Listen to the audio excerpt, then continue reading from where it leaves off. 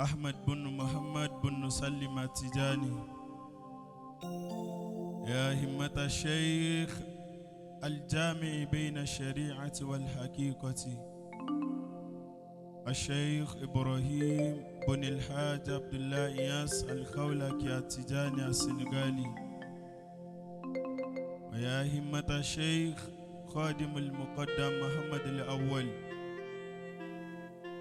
اهدر لنا بهذا المهدر فلتاتف بنظرة تاتي لنا بزفر. الحمد لله له الملك وله الحمد وله المنة والعظمة والكبرياء وهو على كل شيء قدير. اللهم صل على سيدنا محمد الفاتح الماء أغلق والخاتم الماء سبقنا سر لك بالحق والهادي إلى صراطك المستقيم وعلى آله حق قدره ومقدار العظيم. زماني وعمري لم أرى البيت خاليا،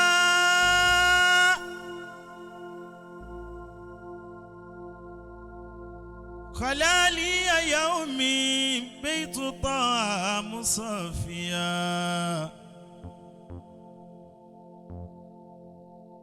وكنت إذا ما جئت ليلة برقات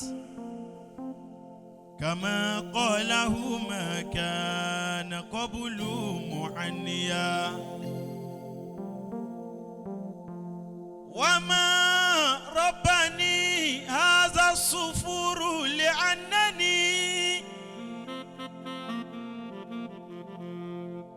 أراه قبولا حيث أقبلت داعيا. محمد صلى الله عليه وسلم، النبي محمد صلى الله عليه وسلم، النبي محمد صلى الله عليه وسلم، النبي محمد صلى الله عليه وسلم، النبي محمد صلى الله عليه وسلم، النبي محمد صلى الله عليه وسلم، النبي محمد صلى الله عليه وسلم، النبي محمد صلى الله عليه وسلم، النبي محمد صلى الله عليه وسلم، النبي محمد صلى الله عليه وسلم، النبي محمد صلى الله عليه وسلم، النبي محمد صلى الله عليه وسلم، النبي محمد صلى الله عليه وسلم، النبي محمد صلى الله عليه وسلم، النبي محمد صلى الله عليه وسلم. محمد يا كنز البريات سيدي، وأين مرادي نوره جاديا،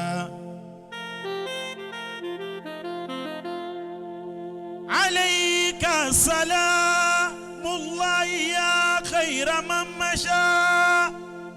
إبراهيم يس له مرمل قد كلف لك سكاويا، خديمك إبراهيم قد جاء شاكيا، فقيرا ضعيفا فقيره ظل باديا. النبي محمد تؤمنه تعليه تغنيه، إنه مدى الدار لا يلفى لغيرك راجيا، فإنك باب الله خازن فضله، رهوفا رحيما طالما فاق عاليا. فما زاركم حقا ينال فوق صوله، يهب غانما مرفوع راس وعاليا. النبي عليك صلاة الله ثم سلامه، أفوت بيا من فات قبلي ومن لهك. عليه صلاة الله ثم سلامه، بألعبد إبراهيم للمصطفى السبك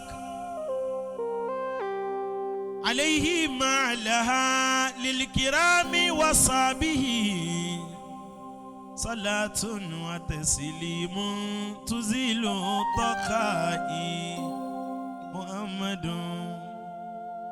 محمد محمد محمد محمد سيد البرايا محمد سيد البرايا محمد سيد البرايا محمد سيد البرايا محمد سيد البرايا محمد سيد البرايا محمد سيد البرايا محمد سيد البرايا محمد سيد البرايا محمد سيد البرايا صارما وصل لجواني وانتزل ذكر الأغاني ورمي بالبيد الإساني وصل ما ختم الدنان محمد سيد البرايا محمد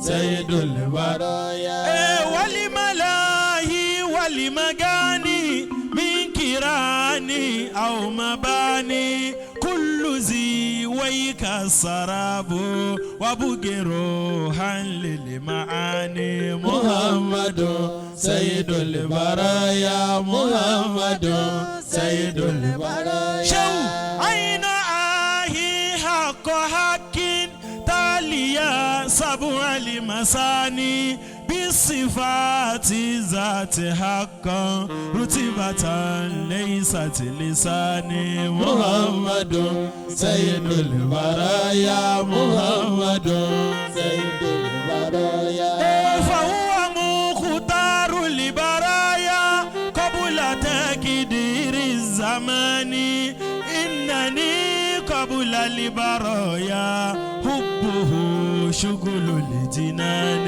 محمد سيد البرايا محمد سيد البرايا فهو أكلي وشرابي وهو ديني وجناني وهو أنسي وهو كنزي وأميني وهماني محمد سيد البرايا محمد سيد البرايا والرفيق والطريق والجواد والسنان وهو خيرات الإنسان وهو خيرات الإنسان محمد سيد البرايا محمد سيد البرايا محمد سيد البرايا محمد سيد البرايا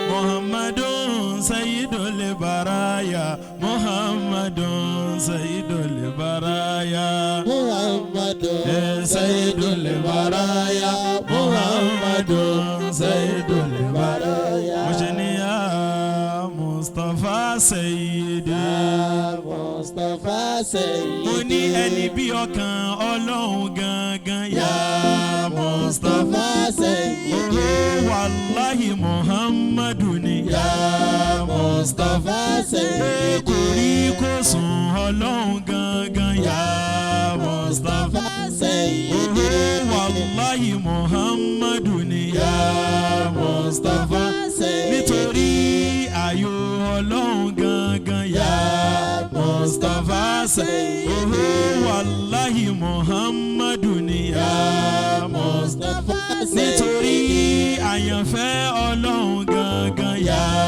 Mustapha Sayyidi wàláhì Muhammadu ni yá Mustapha Sayyidi ẹ̀yinjú ọlọ́run gangan yá Mustapha Sayyidi wàláhì Muhammadu ni yá Mustapha Sayyidi àyànfẹ́ ọlọ́run gangan yá Mustapha Sayyidi wàláhì Muhammadu ni yá Mustapha Sayyidi Muhammadu ni Ya Mustafa Sayyidi. Makasusu bil majidi ya Mustafa Annabi makasusu bil izzi Ya Mustafa Sayyidi. Ya nura nuru ya nura nuru huda